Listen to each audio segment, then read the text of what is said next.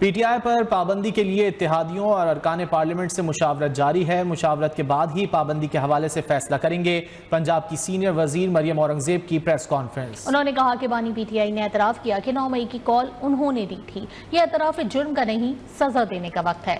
9 مئی کا اعتراف کرنے والوں کو مرسیڈیز میں عدالت بلایا گیا۔ اگر انہیں سزا نہیں ملی تو تمام جماعتوں کو سیاسی جماعتوں کا سرٹیفکیٹ دینا پڑے گا۔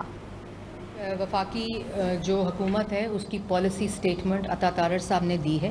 اب اس کے اوپر جو اتحادی ہیں اور پارلیمنٹ ہے اور کابینہ اس کے اوپر مشاورت کر رہی ہے اور اس کو حتمی شکل دے کر کابینہ کے اندر اگر لانا ہوا تو لائیں گے، اور وہ اس کے اوپر عطا تارڑ صاحب ایک پالیسی سٹیٹمنٹ گورنمنٹ کی طرف سے آلریڈی دے چکے ہیں۔ اور ذرا بات کرو تو کہتے ہیں کہ نہیں سیاسی جماعت کو بین نہیں کرنا چاہیے۔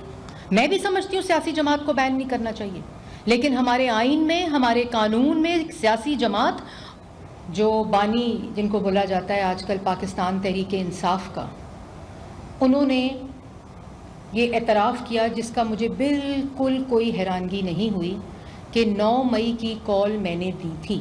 یہ اعتراف جرم، اعتراف گناہ کا وقت نہیں ہے، یہ سزا دینے کا وقت ہے۔